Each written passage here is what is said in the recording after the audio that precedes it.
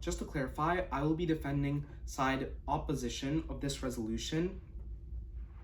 Just to set up a hypothetical debate, the three arguments on side proposition will be: one, that a political general knowledge test results in better governance because you pick more qualified candidates. The second is that it forces civic engagement because in the process of preparing for the test, people have to become more civically engaged. The third is that it stops populism. For side opposition, the first argument is that it is undemocratic because it is not taking into account the will of every single person. The second is that it is racist because in the past we have seen tests systematically exclude minorities. And the third is that it prevents civic engagement. Okay. So before I start, let me get a sip of water. I will go into the nuances of these specific arguments through the speech and explain them more thoroughly.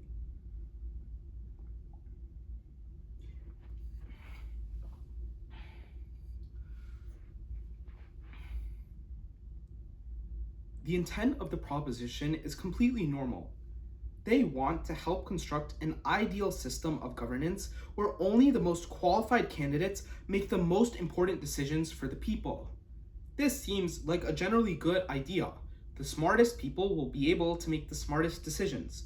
However, side opposition firmly believes that an ideal and perfect nation should serve the people, not strive for perfection, because a perfect nation is perfect for the people.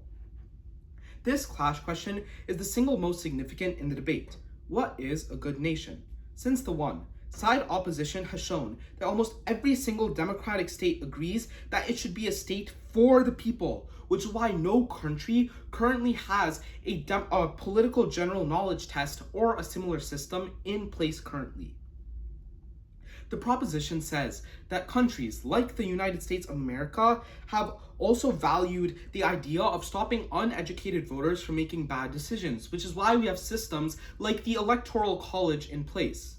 But ask yourself this question: why did the United States repeal literacy tests back in the 60s? The answer is simple. It is that political general knowledge tests are probably good in idea and on paper, but when they are implemented by states, they're able to systematically exclude certain minorities, which is exactly what happened in the 60s and is what the side opposition has been telling you since the one. It is that when states are given power, they can systematically exclude people whenever they like. Imagine a Japan in which Japan is able to prevent every Buraku from making a decision, or Pakistan, which prevents every Sindhu from similarly voting because they label them as uneducated. The bar is simple. What is the definition of someone who is uneducated? It is the state that decides. And if states are able to make decisions based on racial reasons, then it means it is able to perpetuate overall racism, which is definitely on net worse. We should not let this political tool get out of hand and should always prefer the side of history, which has shown that political general knowledge tests and similar systems have resulted in devastating consequences.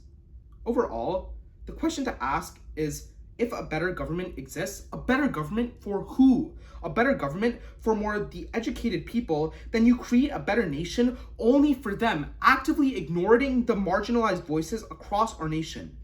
We would say that you should focus on helping the poor, uneducated populations the most, because they are fundamentally marginalized and do not have the resources to prevent against a lot of the terrible issues that side proposition says will happen if we don't have the most educated voters making decision. The second thing is that our argument comes first on the pure scope of the impact. We are impacting every single American or every single person in any sort of nation. On the other hand, they are only helping the most educated people do whatever they think is best. But remember, the definition of educated is subjective. What is someone who is qualified to make a good decision? Side proposition has never been able to provide you an answer to this question.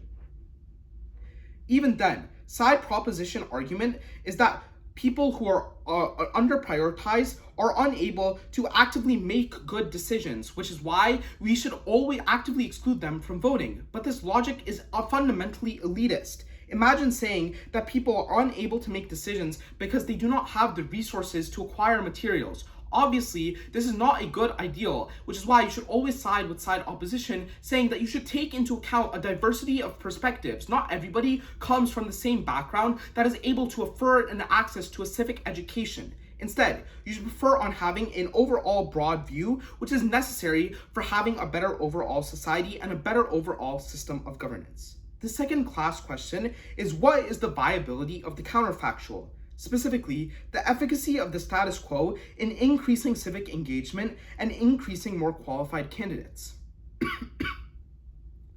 Right now, what they have ignored is that countries such as the United States, Italy, Japan, Singapore, South Africa, and the United Kingdom all have civic education programs. The implication is this, is that both worlds are symmetrical. In both worlds, you will still see civic education because there are already programs that are being taken under place. At the same time, the IEA is an organization that is improving civic education to more developing countries, which clearly shows that we're in a trajectory where people across different nations are seeing an overall increase in the amount of civic education, which shows that providing an incentive like a political general knowledge test is definitely counterintuitive. Side opposition is the only side that does the actor analysis into the average mentality of the voter and finds that side proposition's argument is that these people will just find a way to learn. But remember the argument that we've been making since the one. It is that people do not have the resources to go out and properly get materials. Side proposition then says that there are already NGOs that will help these people acquire the materials. They just need a motivation like a political general knowledge test. But we would say that there are already motivations that exist. And if side proposition says that NGOs already exist to encourage people to get better civic education and increase their overall ability to interact with the world to make better decisions, then clearly it shows that the worlds are symmetrical, and in fact, our current world is one that is better.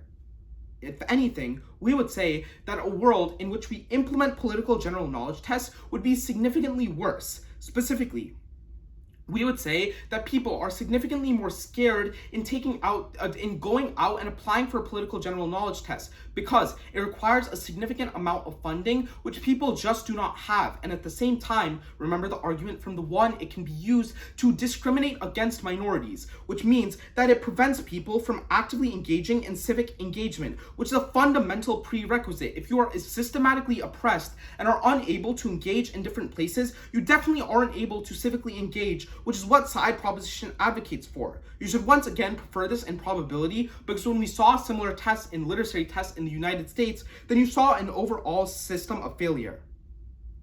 But we would also say that our scope of our impact is significantly larger. Their world would only increase civic engagement in people who can currently afford it. On the other hand, our world finds that civic engagement is increasing for every single person because they care about making a decision. The only difference is that when you put a political general knowledge test, you then systematically exclude them from making that decision, which is definitely on net worse. But finally, realize that a government for people who are unable to afford the materials to study for a civic engagement process will be a government that ignores their voices, which means you will perpetuate a cycle that prevents these marginalized voices from making decisions, which once again leads to their oppression and inability to civically engage.